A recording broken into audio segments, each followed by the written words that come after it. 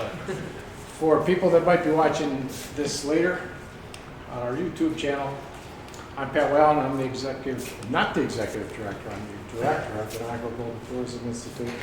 I work with Roscoe and Alexandra here at Trek. And it's my pleasure tonight to introduce Tony DeSimone. He's going to talk about accounting pitfalls, primarily for new businesses, startups, or people that want to start a business. And I wrote a special thank to Jim Sheehan, who's volunteered to be a live subject. We're going to use Jim's, Tony's going to use Jim's startup company as an example, so we have a real company to talk about. And with that, I'll turn it over to my friend Tony. Thank you, Pat. Pat, if you can just hand one of these out to everybody, please.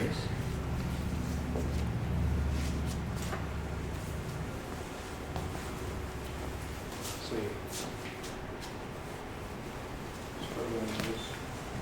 Thank you.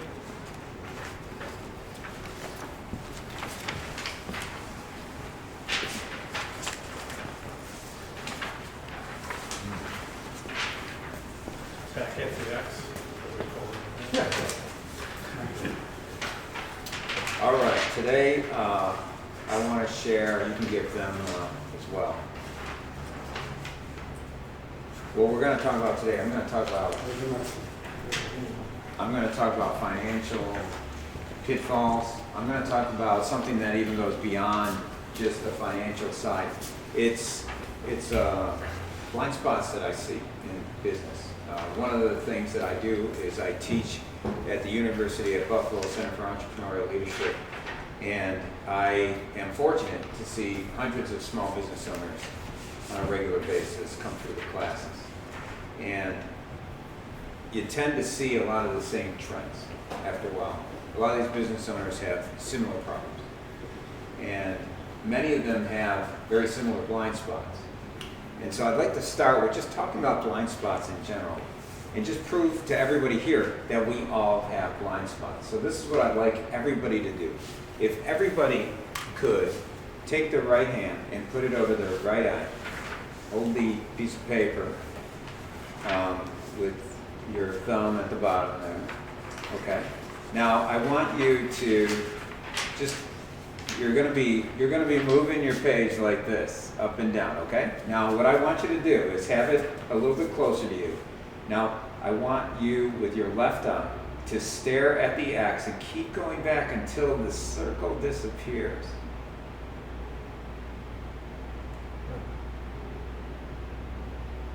Don't look at the circle, but notice how it disappears in your view when you're looking at the X.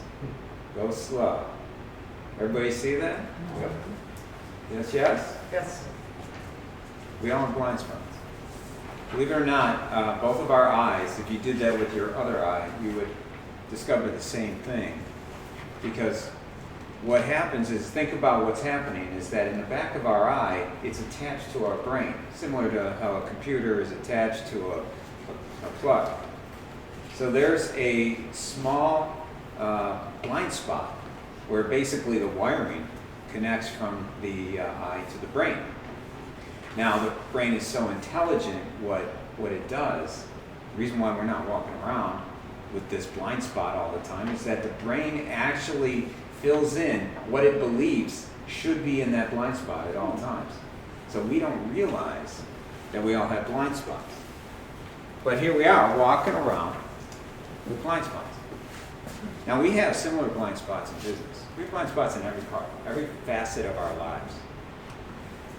But I've seen many blind spots in business, and the first one that I see is that we don't have any exit strategy. One of the famous quotes from Lewis Carroll, who is the author of Alice in Wonderland, who's actually the Cheshire Cat that said this, is that if you don't know where you're headed, any road will get you there. If you don't know where you're headed, any road will do. And believe me, many of these roads are very expensive and they're dead ends. And if you do not have an exit strategy, that's your first blind spot. Now I'm asking That's my first question. Whenever I'm talking to any business owner, I want to know what's your exit strategy. I don't care if you're 25 years old. I don't care if you're just getting started, because I know the statistics about business as well. And most, like 92% of all businesses close up, fail, whatever, in 10 years or less. So there's a great chance that you're going to outlive your business. If you're not thinking about that exit strategy, then you're missing a lot of the vision that you need to see the opportunities that are there. You need to have that vision. When I come in as a consultant to help the business owners, if they don't have an exit strategy, how can I consult? How can I help you go into a direction? Because if you don't know where you're headed, is it now up to me to help you decide? And then also, as you grow and you have employees, if you don't have that proper vision, then your employees are not going to have that proper vision. You need an exit strategy. And it really doesn't have to be that complicated.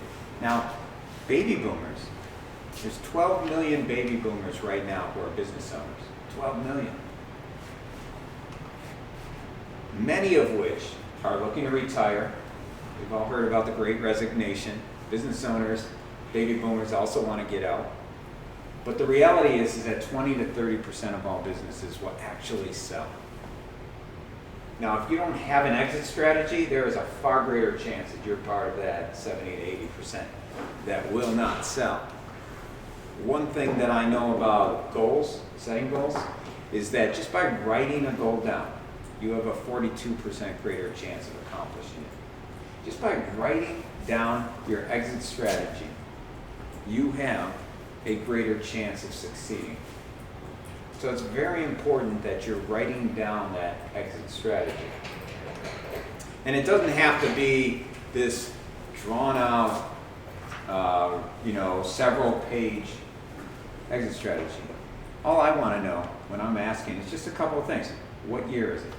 What year is it that you're planning on getting out? Very simple things. How much do you plan to sell the business for? And just briefly explain who would purchase it. Who do you have in mind that might purchase it? It's either going to be a competitor, it's maybe going to be a transition of family, maybe it's an employee that works there. Maybe you're building up the company so that it can run without you and that you continue to get that recurring annuity and you get to go sit on a beach somewhere. Maybe it's that. But it's important to have that written down. And when you're getting started as a business owner, you want to start there. Because that gets lost in all of it. Because once you get into the business and you become successful, you're going to find yourself deep in the weeds of the operations. And you're not going to have a whole lot of time to think bigger picture. And that's where you need to be, thinking bigger picture. What's your exit strategy? That is blind spot number one. Now, part of what I do, I'm a CPA, and what I do is I help business owners with their financial statements. I help them read their financial statements, learn how to utilize those financial statements to help them make better decisions about their future, hedge their risk. And the way I do it with a business owner who has no idea how to read their financial statements is I start with 3 simple reports. I start with a profit and loss month-to-month statement, a profit and loss year-over-year comparison, and a balance sheet year-over-year comparison with dollar variance and percentage variance. So it's a very simple system. And then what I do is I go and sit down with that business owner a couple hours a month. We review the financial statements, we go through all the line items, and we do that every month. And because it's your business, because it's this person's business, a lot of the line items that they see on the profit and loss, they understand, they recognize. And the fact that we're comparing it to a prior period, there's a way to start to understand what's going on. So they can start asking smart questions. Now, doing this over a period of months, it gets easier and easier for them to understand what they're looking at. And eventually they start getting it to the point where they want to dive deeper into their financial statements. They want to add graphs. They want to add measurables, key performance indicators, other things that are going to allow them to be more effective at making decisions with their business. So one day I'm working with a business owner, and he says to me, Tony, it'd be great if we added another measurable for our report for the financial statements. And I said, sure, what do you need? He said it'd be great if we had a report or something that told me how much my company was worth. It'd be great to know. And then he looked at me and he goes, you know, you've been here for a while. How much do you think my company is worth? Now, I had been there for a while, and I knew how this company was run. I understood the culture enough. And I answered his question with a question. And I said, if you were to die tomorrow, would your company survive? And he immediately said, no way. He was proud of that. He wore it like a badge of honor. He was like, come on, Tony, you've been here for a while. You know it wouldn't survive without me. And I said, well, then your company's basically worthless. And then he goes, but hey, Tony, look at the report, our financial report. We're generating revenue of $1.75 million. That's got to be worth something. And I said, not if you die. So our second blind spot is your company can't scale, and will die with you because you don't have an effective emergency plan. That's number two. You need to learn how to scale. And the only way you could do that properly is if you understand how to fill all those emergency plan gaps. So in other words, if you were to hit by a bus today, this is something that I ask business owners all the time. If you were hit by the bus today, would your company survive? And for many business owners, the answer is no. So we go through a process of creating this emergency plan, because in order to have an emergency plan, that is the only way to go from a lifestyle business, which is one that dies with you, to a business that's going to scale and allow you to able to walk away, actually give you the value that you need. So just some very simple questions. If I were hit by the proverbial bus, would the company survive? If the answer is no, then who will run the company in my absence, in your absence? Who will that be? What will be the significant gaps that are caused by your absence? Those gaps are important, and that's where I always start, is just understanding what are the most significant gaps. And then once we understand what the gaps are, what do we need to do to start filling those gaps immediately? Okay? And then once we have a plan where we have employees that are filling those gaps, then we start to test those gaps. And by testing those gaps, what I mean is that we go through the process of taking the owner out of the way and allow the employees to try it, knowing that they're going to fail, knowing that they're going to have to learn. It's sad that many business owners cannot even take a 2-day vacation. It's very sad. But what an emergency plan allows you to do when you fill those gaps is to take a week, take 2 weeks, and not have a tire fire when you get back, and not be interrupted by phone calls while you're on your vacation. None of that.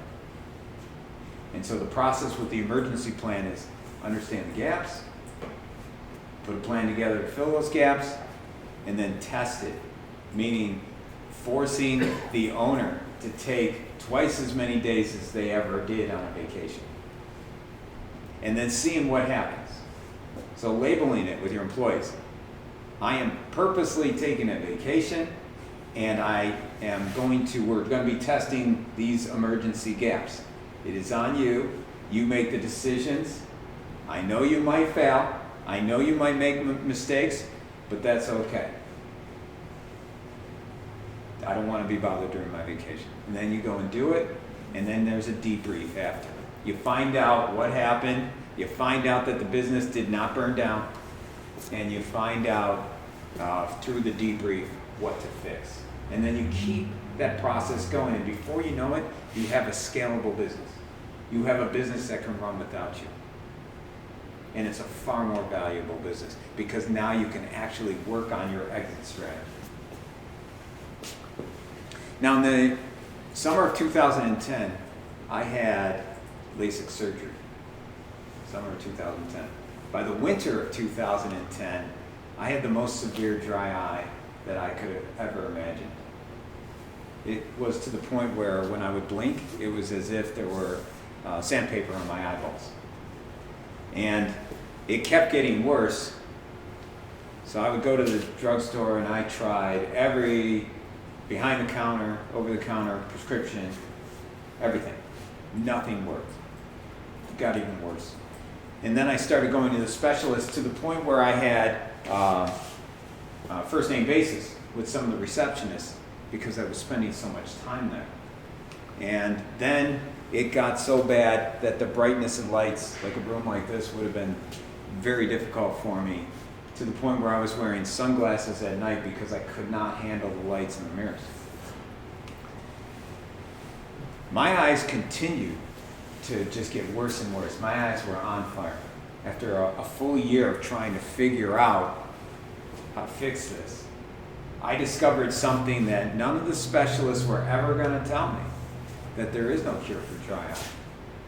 And once I concluded that, I realized I got to do something for myself to solve this because nobody else is going to do this for me. So being the analytical person that I am, I started thinking about how can I collect some information on this? How can I change this? I knew that humidity had something to do with it.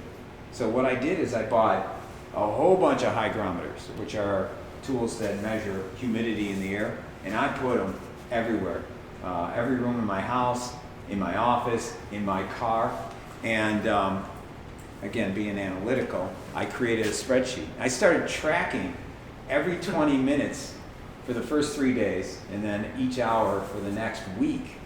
And I tracked everything, where it was, what time was it, what was the humidity reading, and I created a rating, a 1 to 10 pain scale, 10 being very painful and 1 being no, not painful at all. And I started ranking and rating the pain. And then I also started graphing. And what I learned from that is that there were some things that I would do that would bring the pain down. And then there would be some activities that would increase the pain. And after doing this for a while, I realized that if I combine several of the activities that decrease the pain, then I could stay under that red line, which was the pain-free line. And after a while, I got better and better at it to the point where I was always under that red line. There was no cure for dry eye, but I solved the problem. And I solved the problem in a very analytical way because I knew from my background that if I have data and I collect it, then I have information. And when you have information, it's very powerful because now you can measure, you can compare, you can recognize trends, and it allows you to take action. And when you take action, you can create new habits, new good habits, which allows you to change your behaviors and end up with positive results. Now that's dry eye. That's dry eye. Who would have thought you can collect data from dry eye? But now think about the data-making machine we call your businesses.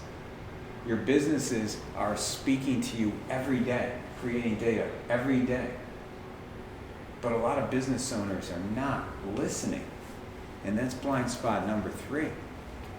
Your profits are significantly lower because you lack the basic understanding of accounting.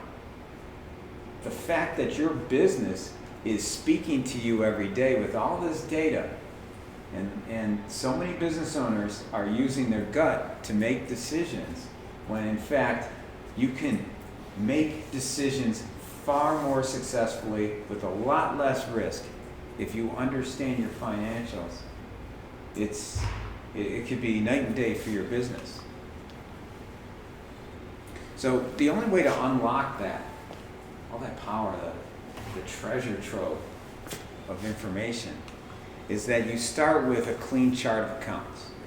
Now, a chart of accounts is sort of like the foundation of your financial statements. Without a solid foundation, everything else is suspect. The way a chart of accounts looks is just basically the list of all of the line items where your transactions, your day-to-day sales and expenses go.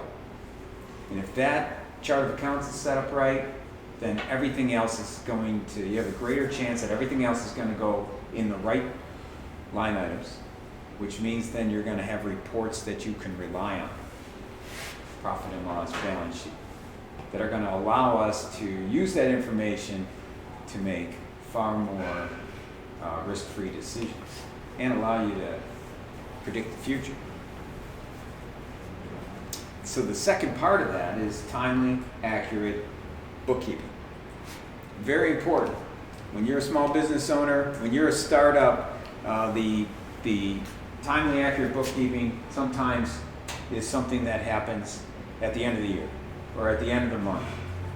What you want to do is get into the habit of entering that information as timely, weekly at the latest as possible. And ultimately, you want to unload that to a bookkeeper or an outside accountant, because you are successful as a business owner because you are good at what you do. You just need to understand accounting to the point where you can ask smart questions. You don't have to become a mini CPA or something like that. There's only a certain level of knowledge that you need. Then you should be handing that off to a bookkeeper. Step 3 we have is just monthly financial statement reporting. And what I mean by that is we want to have a very simple profit and loss statement where all we're doing is comparing one period to another period. We have our financial statements, our profit and loss, and we're comparing one year to another year, dollar variance and percentage variance. That's it. If that's all you do is take your financial information in one period and compare it to another period of the equal amount of same time period,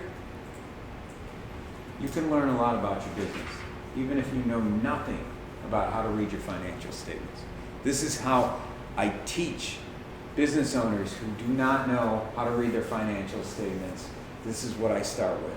We take their financial statements, I prepare this kind of a report where it's just one period compared to another and a dollar variance between the 2 years and a percentage variance between the 2 years, and then I show them the information. Now what invariably happens is they know their business well enough that there's a lot of line items on that profit and loss that they're familiar with. Next thing you know, even these are business owners that have never seen this financial report before. They start looking at the line items and they're the ones starting to ask questions immediately because they already pick up on things. And that ultimately is what you want to do with your income statement and your balance sheet. You don't have to know more than that to get started, but you should be doing that on a monthly basis.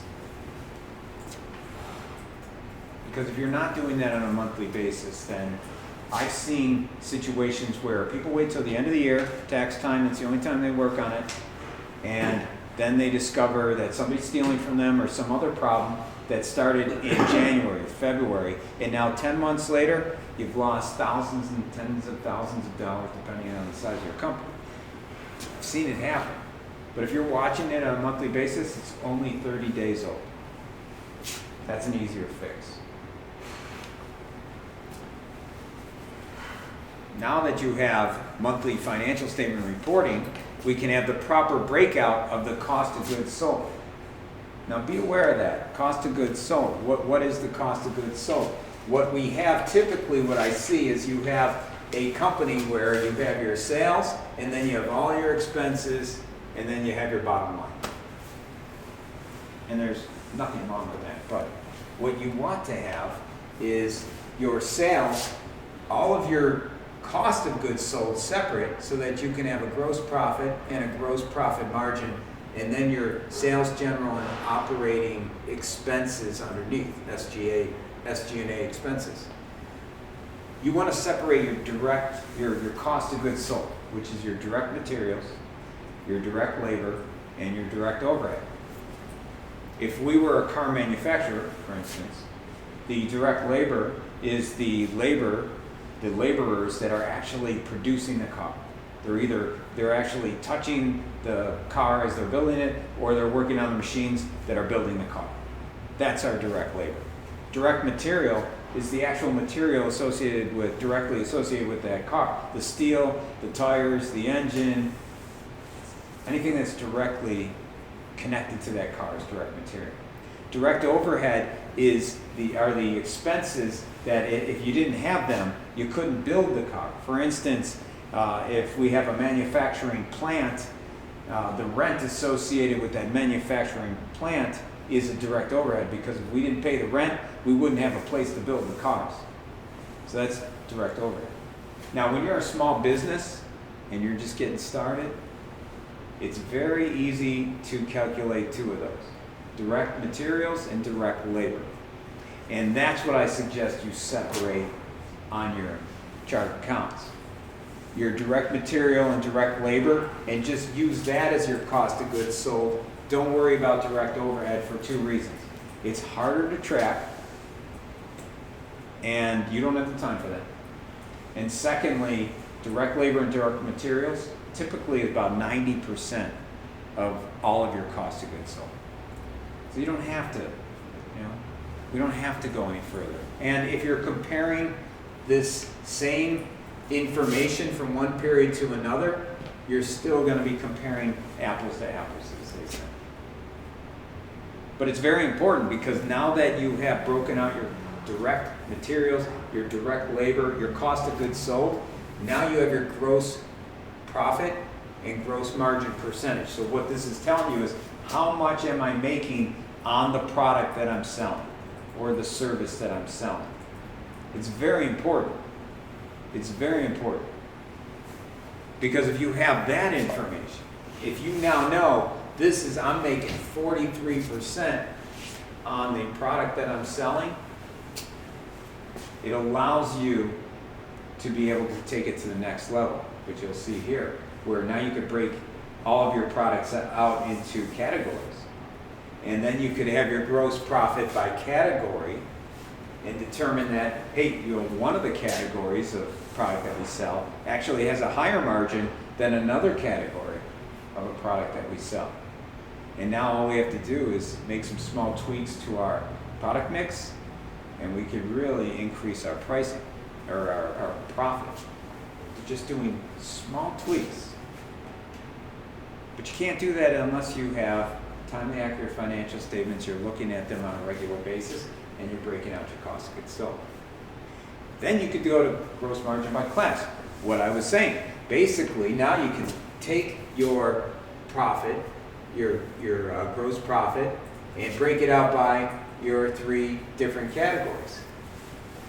This is actual real information from a client who sells carpets, and they originally didn't have their breakout, and they were commissioning their salespeople on sales.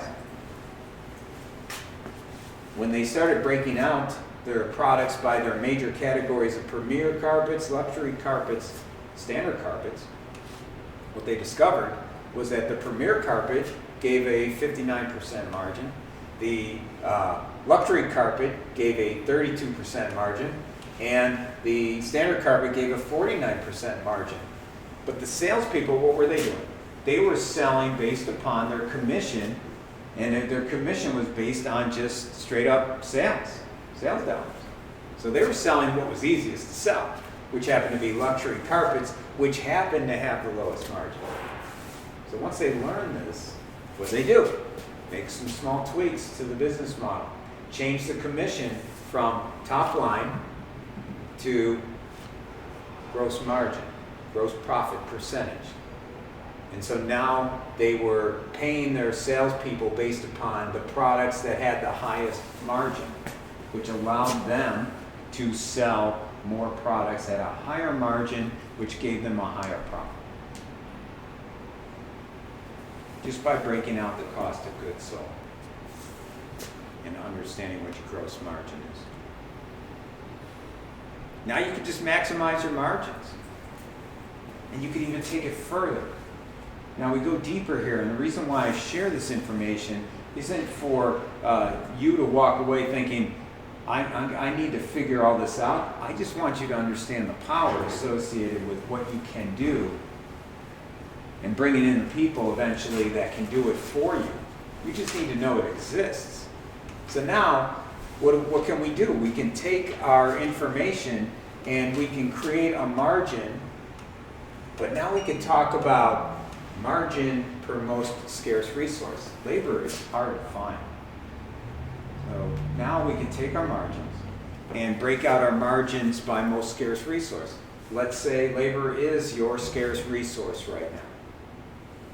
What you want to do is take your products, find out what the margins are, but now since labor is the most scarce resource, we want to know our margin per labor hour in this case. So what we discover with product A, who has a higher margin of $75 per product, and product B, $60, in just an environment where there's no scarce resources, you want to sell product A all day long until you have no more people interested in product A. And then you move on to product B because higher margin, and then you go to the second highest margin. That's standard cost accounting 101.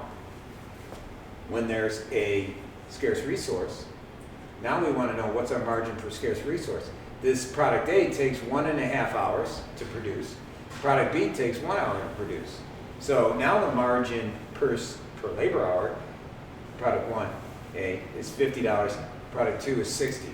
Now, because labor is the most scarce resource, we want to sell the heck out of product B first and then move over to A.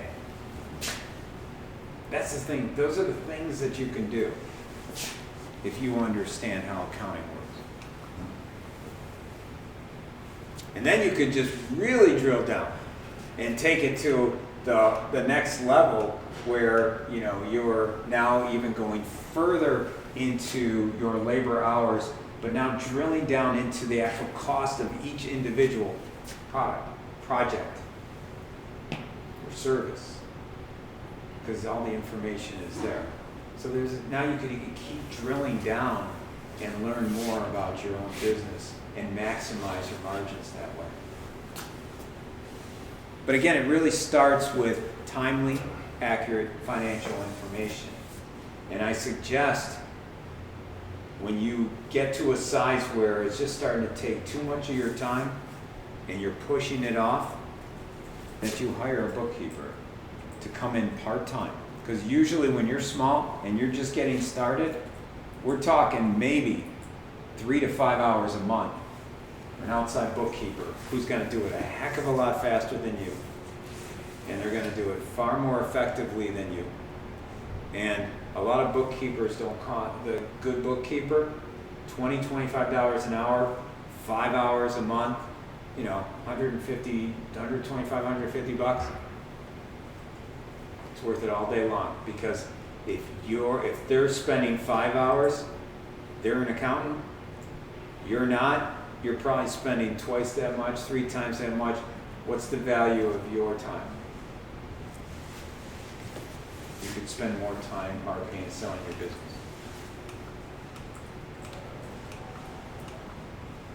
And then what do we have? The steps here, clean chart of accounts.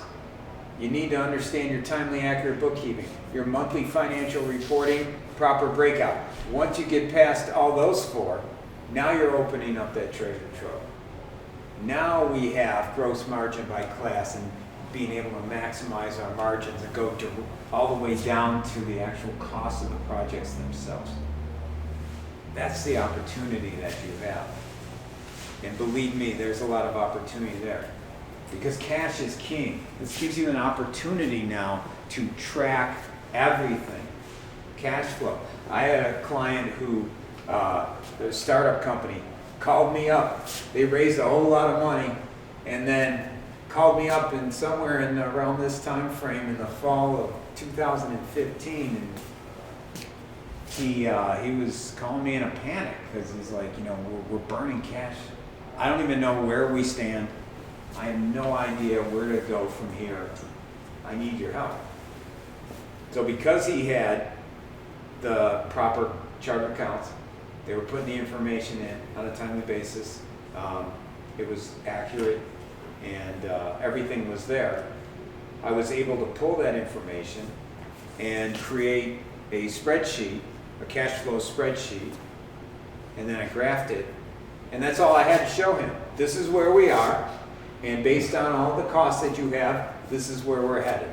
And he just raised money, so there's no more raise coming for him. But it gave him enough time to make the changes that he needed to do this. He had to make some of the hard cuts that he had to do.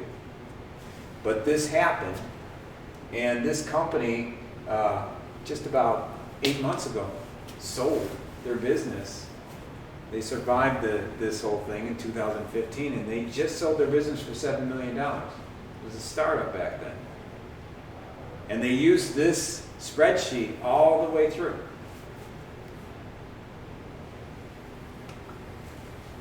Another company I'm working with right now is a very similar situation.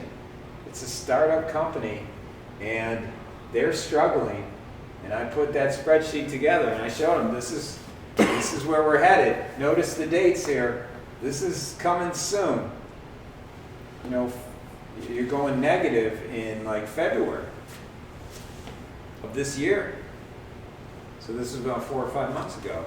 And they already have started making the adjustments that they need to. So you're able to become more proactive about your business if you understand accounting, if you understand your financials. It allows you to be far more proactive.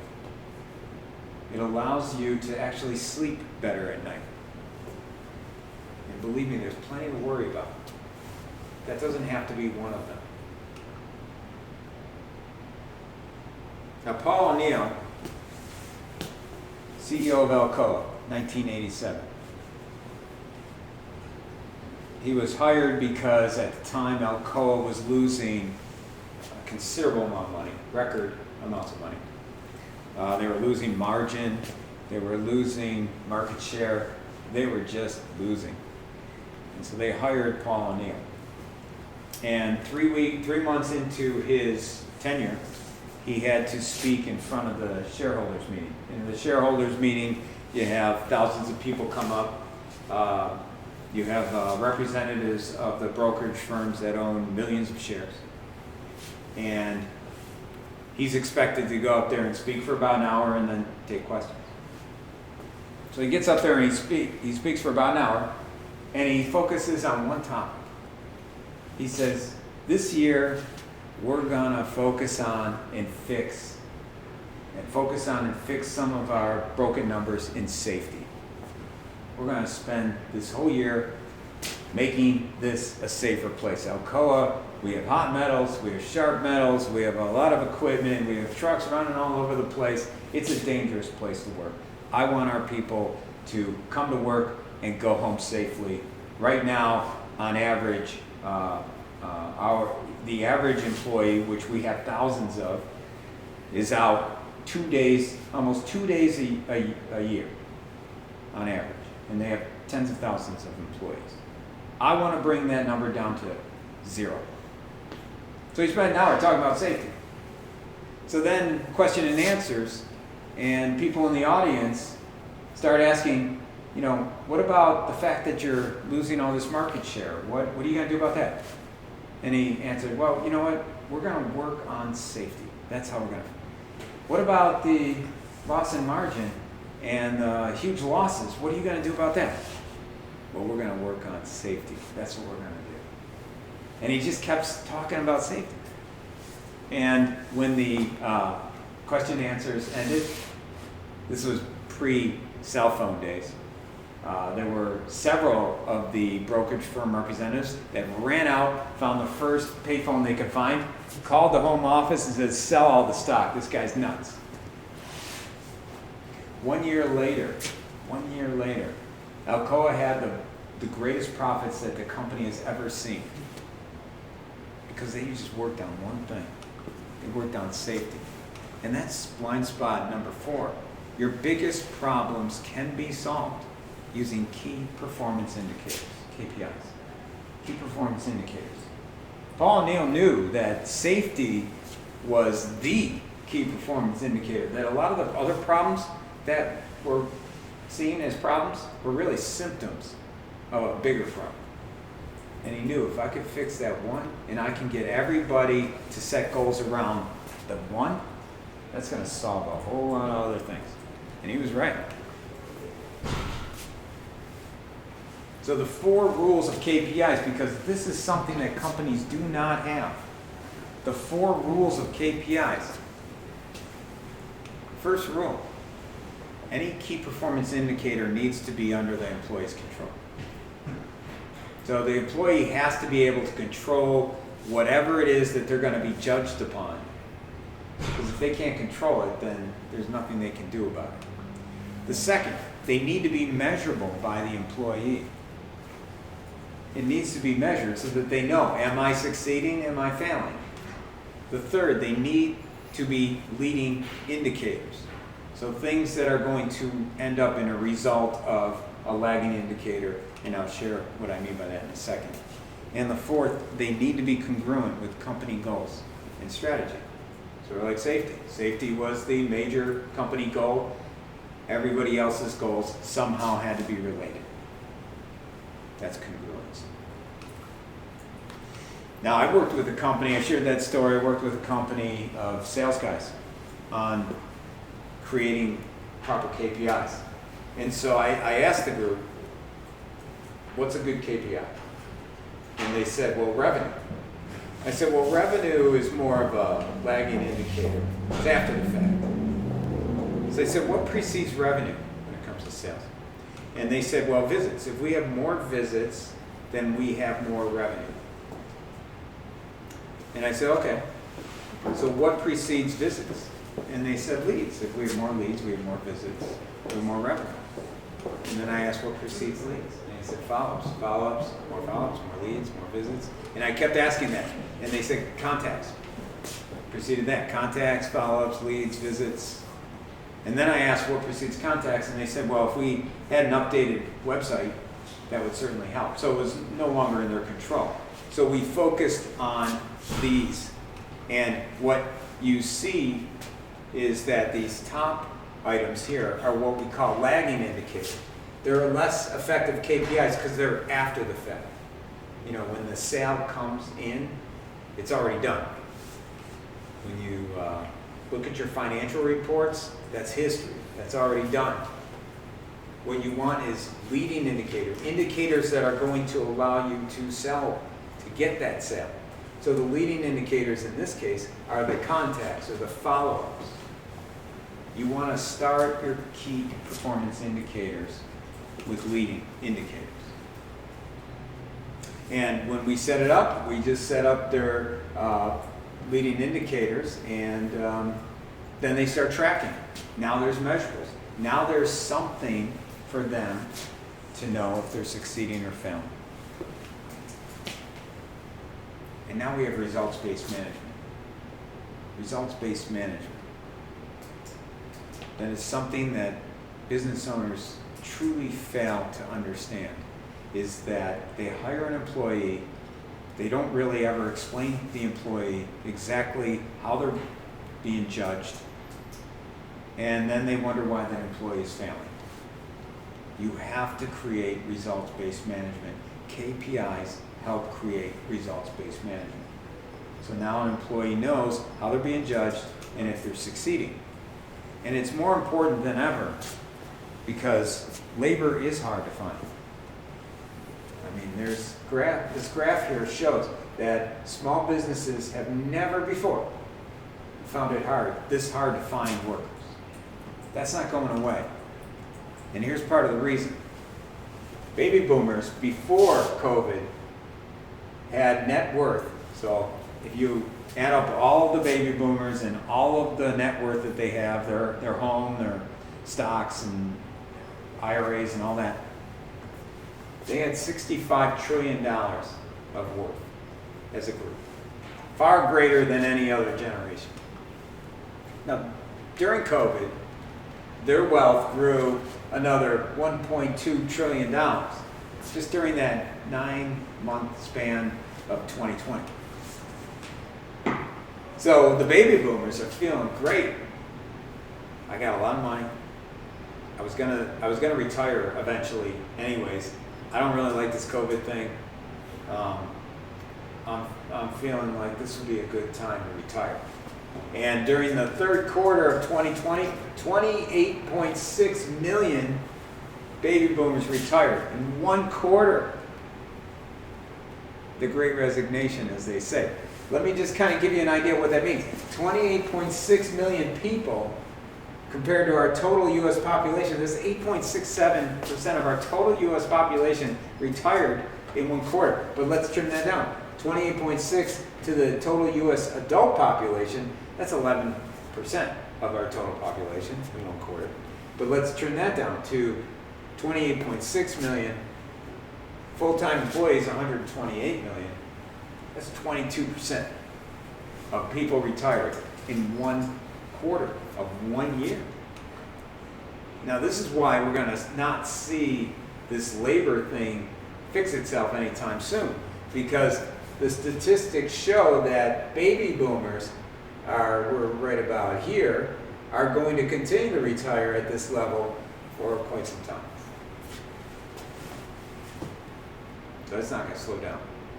So we got to be smart about the people that we hire. We got to be as efficient as possible. We got to have a results-based management, because this is not going to fix itself anytime soon. Years of this coming.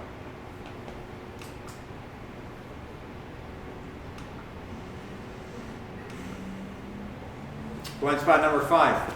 You think increasing sales is the fastest and easiest way to solve your problems, your cash problems. But I have what's called the NICE rule. Net income effect by cutting expenses. NICE. It takes $16 of additional revenue in the average small business to increase profit by $1. However, in a company with inefficient systems, it takes $1 of cutting costs to increase profit by $1. So what do I mean by that? Here's a very simple income statement, also known as a profit and loss statement. And you have your sales or revenue of $800,000. We have our cost of goods sold of $500,000, gross profit of $300,000, sales general and administrative of $252,000, net income of $48,000. Okay. Now, if I wanted to increase my net income by $1, according to the NICE rule, if I add $16 to revenue, the cost associated with producing that one more product and other expenses, as that all trickles down, I end up with $1 profit for every 16 that I bring in. Now, if I can find a way to save $1 in my business, just find a way to save $1 of expense, I end up with that same profit of $1 without adding anything to my top line. So let me just kind of expand on that. Let's say I wanted to increase my revenue a little bit more by $1,800. What would I need to do? I would need to increase my revenue, if I wanted to increase my net income by $1,800. I'd have to increase my revenue $30,000. By the time the costs associated with the products that I sold, other expenses, trickle down, I'd go from $48,000 to $49,800. Or I could find $1,800 of savings in my business and end up with that same profit of $49,800 without increasing my sales at all? What's easier? Finding $30,000 in new business or finding a way to become more efficient in my company? For most businesses, it's easier to find the cost savings because for most businesses, they're not run as efficiently as they could. And I've done this with companies where we go through the process of learning their financials and then focusing on finding ways to sell. For example, I worked with a company and they didn't even realize they had bank fees. They thought their bank didn't charge them fees. They weren't tracking anything. When we started reviewing the financials, they noticed they were paying $1,200 in bank fees. They switched banks to a bank that had no fees. They saved $1,200. Uniforms. They had no idea that the cost of their uniform cleaning was so much. At the time, it was like $7,000. And so we went through the process. I explained to them, that's a commodity business.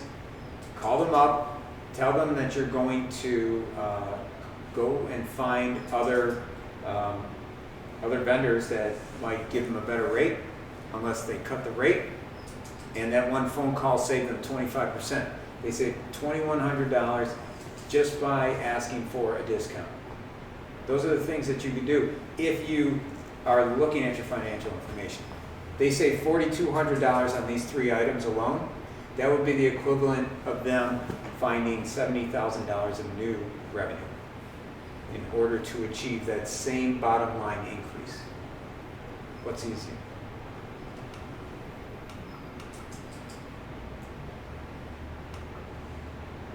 Blind spot number 6. You're retaining employees you should have fired because you're conflict averse.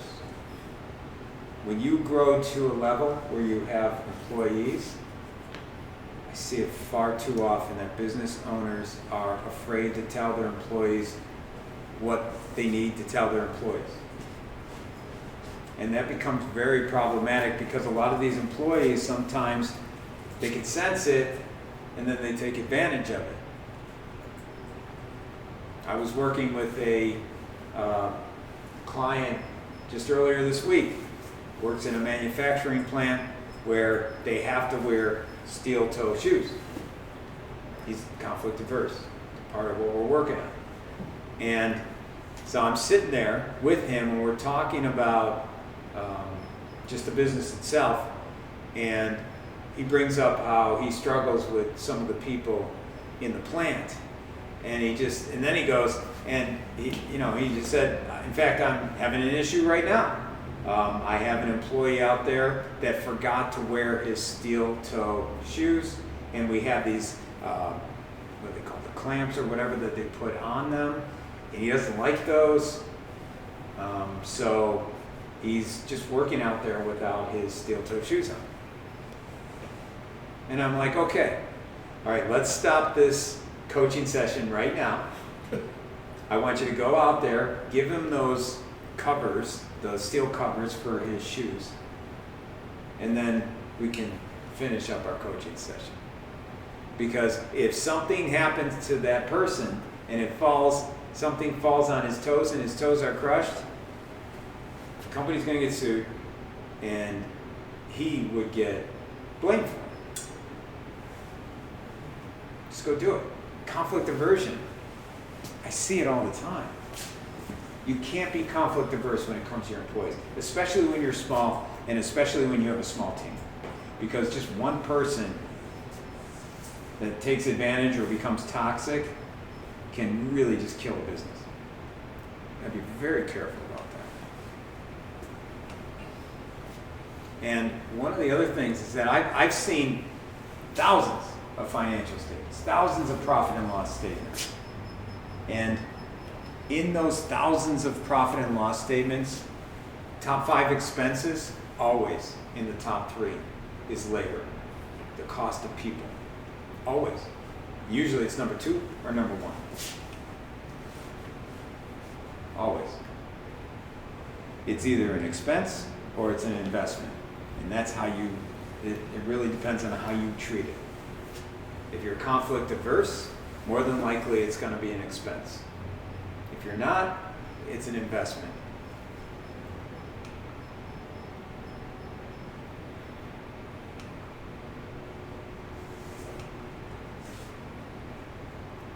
And lastly, blind spot number 7. You have stopped learning and are creating your own ages. Now this is important, especially for the ones that are just getting started in their business. This is something I see a lot. Now 10 years ago, so this is about 5 years now, 5 years ago that Elon Musk said this. But he said, I think almost all vehicles produced will be autonomous in 10 years. 5 years in, I think he's pretty much right on with that statement. But think about what he's saying there. All vehicles produced will be autonomous. What does that mean? That means our largest industry, 3.5 million truck drivers, will eventually be replaced by AI. So that's one of those easier things to replace with AI. It doesn't take as much thought to do that. But what you should be thinking is, how do I stay ahead of the change in my industry? Because right now it's the easier stuff, like driving or whatever. But eventually it's going to get AI is going to get smarter and smarter, and before you know it, a lot of the other jobs are going to get replaced. So how do I stay ahead of that? Now I want you to think about that for a minute by answering these questions.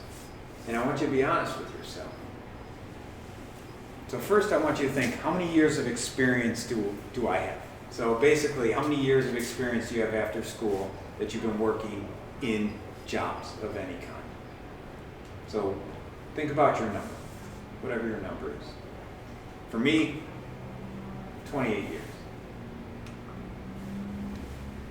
Now think about how many different companies have you worked for during your career? So for me, it's about 7. Now think about answer this question. How many different titles, have you had during your career? So 28 years, about 7 different companies for me. I'd say about 14 different roles that I played. I played the role of auditor, senior auditor, controller, CFO, COO, basically absentee owner for the owner. I played a lot of different roles. So I'd say about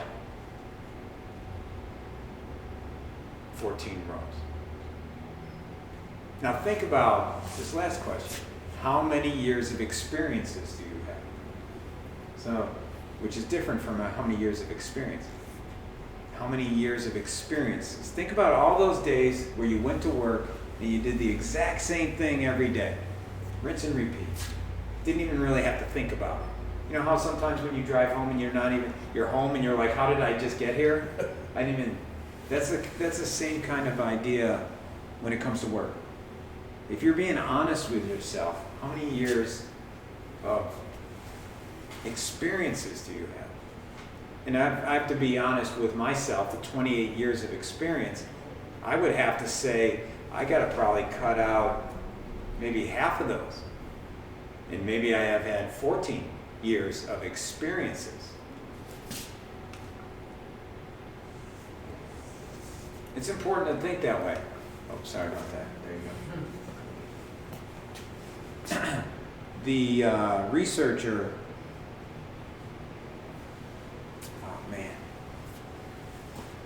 his name is Jonas Friesen, Dr. Jonas Friesen.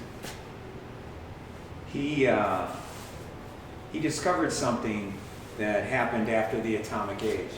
Because of all these countries that were blowing up atomic bombs in the atmosphere, every living creature, plant and animal, now ingrained in their DNA, has some atomic nature to it. So he discovered that he can actually test, for the first time ever, the half-life of all of our cells in our body. And what he wanted to know is, how long do these cells last? What he learned was that there were certain cells, like the cells in the gut, that die after 3 years and remake themselves. I'm sorry, after 3 days, and recreate themselves after 3 days. And then there's other cells. The skin takes a few weeks, and bones take up to 10 years to recreate themselves. And then he discovered that there were other parts of the body. Most parts of the body do replace themselves, but there were some parts of the body in the brain where it never replaces. But he basically averaged it all out, and he said that the average time that the body replaces itself, reinvents itself, is 7 years. And so I thought to myself, if the body is smart enough to reinvent itself in 7 years, I should do the same. I should be reinventing myself every 7 years. And that's advice to everybody, is that you should constantly be teaching yourself new stuff so that you're doing something different every 7 years. Now in the book, Good to Great, Jim Collins, he's got what's called the hedgehog concept. And he basically says that businesses that are most successful are the ones where they're intersecting these three questions. What are we most passionate about? What can we be best in the world at? And what drives our economic engine? And where these intersect is what he calls the hedgehog concept. It's where you're better than everybody else. That's where you're unique. That's for a business. Now there's also a personal hedgehog as well, and that's basically where you take your three greatest skills and you intersect those, and there is nobody in the world that is good as you at the three greatest skills that you have. And where they intersect, that's your unique value. Everyone has it. Everyone has it, and that you should only do what only you can do. And that's part of the reason why you don't want to become a mini accountant, because you should be focusing on your personal hedgehog. You only do what you can do. Because what you need to understand is that if you're not learning, then there's going to be a continued gap between experiences and experience, and before you know it, you're not doing anything to get better. And I've seen this, and I'm seeing this a lot right now with a lot of people that are retiring, is that there's a new software that's coming online, and a baby boomer, usually the baby boomer, sorry, but they typically are saying, you know what, I don't want to learn this new technology. I'm out. I'm retiring. That's what's happening. That's ageism. That's what happens when you stop learning. All of a sudden, you can't keep up. So you gotta keep up. You gotta continue to learn. You gotta reinvent yourself. How do you do that? You need to, first of all, have your exit strategy. What is your plan on retiring? What's the final role that you expect to be playing? Very important to know that. But then, where do you see yourself in 5 years? You want to, again, focus on where do you want to be? And then to avoid that, what do you got to do? To be continuously learning. You got to read books. If you research the most successful people in the world, more often than not, they're reading books. You want to read books. And that's a great way to learn. So much information for $20. Join professional groups like this, where you're in a mastermind. You're learning new ideas. You're thinking differently. You're not on an island. Volunteer your services. When I started my consulting business, I started because I had a passion to help small business owners. And I began to volunteer. Taught at University of Buffalo. Just volunteered my time. Wanted to work with small business owners.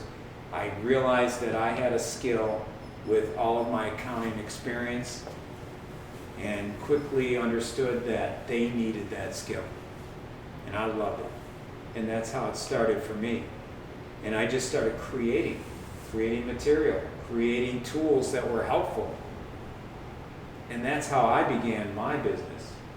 I started as a volunteer, I started creating, I started teaching, and next thing you know, people want to hire me.